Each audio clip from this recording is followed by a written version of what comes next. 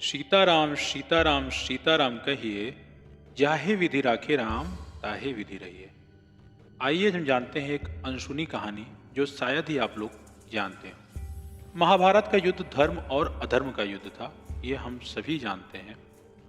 कृष्ण पांडवों के पक्ष में थे, परंतु उन्होंने युद्ध में शस्त्र नहीं उठाने का निर्णय लिया था। वहीं श्री कृष्ण की जो नारायणी सेना थी, वो कौरवों की ओर से लड़ रही थी। युद्ध में कभी कौरवों का तो कभी पांडवों का पल्ला भारी लगता था। खैर, ये तो आप सभी जानते हैं।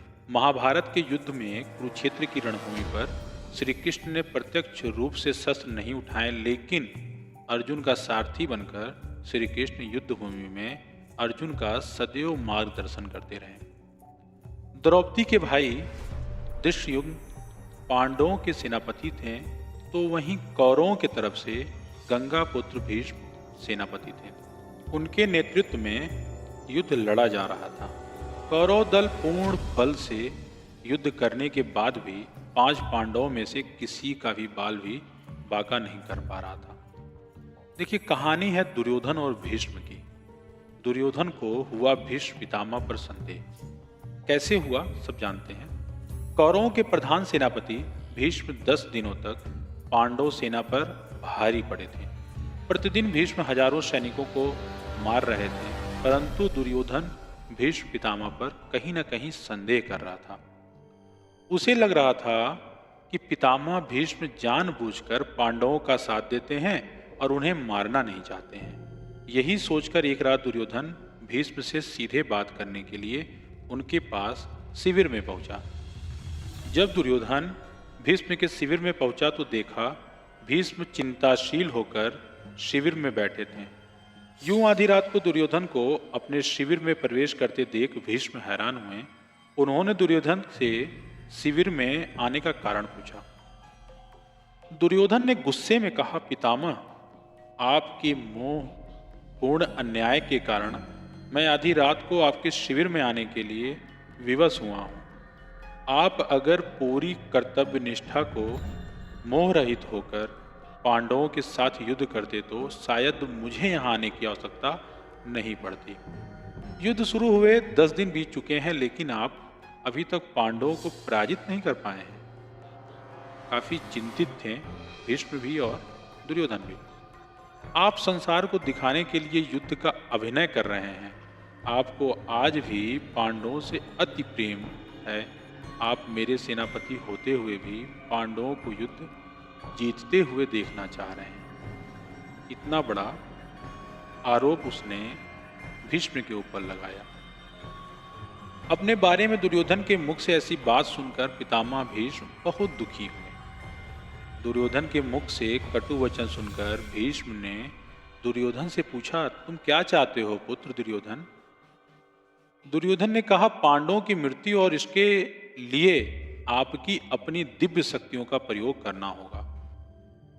भीष्म ने अपनी शस्त्र विद्या का प्रयोग करते हुए सोने के 5 अचूक तीर निकाले और इसे अभिमंत्रित करके बोले, दुर्योधन, तुम व्यर्थ में संदेह करते हो।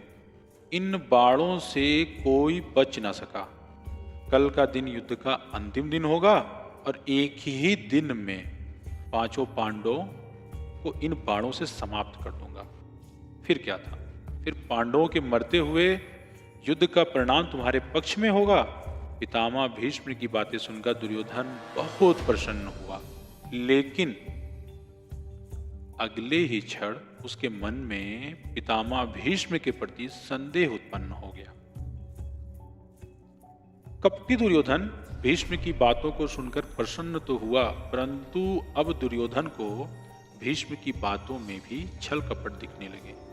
दुर्योधन ने भीष्म से कहा, पितामह, आपकी योजना बहुत अच्छी है, किंतु मुझे फिर भी संदेह हो रहा है कि आप इतनी जल्दी और आसानी से पांडवों को मारेंगे। हो सकता है आप मोहवश या प्रेमवश उन्हें ना मार पाएं। अतः आप इन बाणों को मुझे दे दें। मैं युद्ध भूमि में आपको ये 5 बाण दूंगा और आपको आपके कर्तव्य की याद दिलाऊंगा। तब आप पांडवों का वध मेरे सामने कीजिएगा। और दुर्योधन की बात सुनकर पितामह भीष्म ने 5 अभिमंत्रित बाण दुर्योधन को दे दिए। दुर्योधन अपनी संभावित जीत पर बहुत खुश था। यह बाण लेकर अपने शिविर में चला गया। भीष्म के शिविर के पास पहरा दे रहे पांडवों के एक गुप्तचर ने सारी बातें सुन ली। उसने महाराज युधिष्ठिर को आकर सोने के बाण के बारे में सूचना दी। तब भगवान श्री कृष्ण भी वहीं थे। युधिष्ठिर ने भगवान श्री कृष्ण से कहा, हे गोविंद, पितामह के इन तीरों के प्रतिकार हम कैसे करें? इस बात को सुनकर श्री कृष्ण युधिष्ठिर संग तुरंत ही अर्जुन के शिविर में पहुंचे और अर्जुन को पूरी घटना बताई। श्री कृष्ण ने अर्जुन से कहा कि हे पार्थ, तुम्हें दुर्योधन से उन 5 बाणों को मांगना होगा। श्री कृष्ण की बात सुनकर अर्जुन ने अचंभित होकर पूछा, दुर्योधन भला वो तीर मुझे क्यों देगा? तब श्री कृष्ण ने अर्जुन को स्मरण दिलाया कि एक बार अर्जुन ने दुर्योधन को यक्ष और गंधर्वों के हमले से बचाया था। तब दुर्योधन ने प्रसन्न होकर अर्जुन से कहा था कि वो कोई भी कीमती चीज दुर्योधन से मांग सकता है। उस दिन अर्जुन ने बात को टालते हुए दुर्योधन से कुछ नहीं मांगा था। अब वो समय आ गया है। अर्जुन को श्री कृष्ण की बात सुनकर सब स्मरण आ गया। युधिष्ठिर की आज्ञा से अर्जुन दुर्योधन के शिविर में पहुंचे। दुर्योधन अचानक अर्जुन को अपने शिविर में देखकर सशंकित हुआ। अपनी शंका को छुपाते हुए जोर जोर से हंसते हुए दुर्योधन ने अर्जुन से कहा, आओ अर्जुन आओ, क्षमा मांगने आए हो क्या? तुम्हारे प्रिय पितामह ने जो तुम्हारी सेना के साथ किया उससे भयभीत हो क्या? इस रात्रि में आने का क्या कारण है? बताओ, क्या सहायता मांगने आए हो? अर्जुन ने कहा, भ्राता दुर्योधन, प्राणिपात, सही समझा आपने।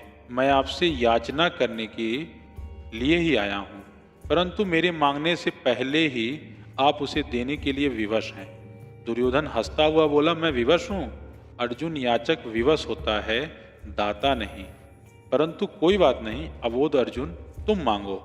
अर्जुन ने दुर्योधन से वह 5 बाण मांगे, लेकिन दुर्योधन ने अर्जुन को मना कर दिया। तब अर्जुन ने दुर्योधन को क्षत्रिय धर्म स्मरण कराते हुए उस घटना को बताया, कैसे अपनी प्राण रक्षा के बदले दुर्योधन ने अर्जुन को कोई भी बहुमूल्य वस्तु देने का वचन दिया था। दुर्योधन ने अर्जुन से कहा, तुम कुछ और मांग लो, मैं यह नहीं दे सकता। तब अर्जुन ने कहा, यदि आप अपने वचन को पूरा नहीं करना चाहते तो कोई बात नहीं भ्राता। अब आपके पास कुछ बहुमूल्य है भी तो नहीं जो मांगा जाए। सामर्थ्य के अभाव में आपको पितामह के बाणों की आवश्यकता भी है। ठीक है, मैं चलता हूँ। अर्जुन के कटाक्षों से दुविधा में फंसे दुर्योधन ने कहा, रुको अर्जुन, किसके पास सामर्थ्य नहीं है? हम 100 हैं, तुम 5 हो। फिर ना चाहते हुए भी दुर्योधन ने 5 बाण अर्जुन को दे दिए। अर्जुन उन दिव्य बाणों को प्राप्त कर अपने शिविर में आ गए।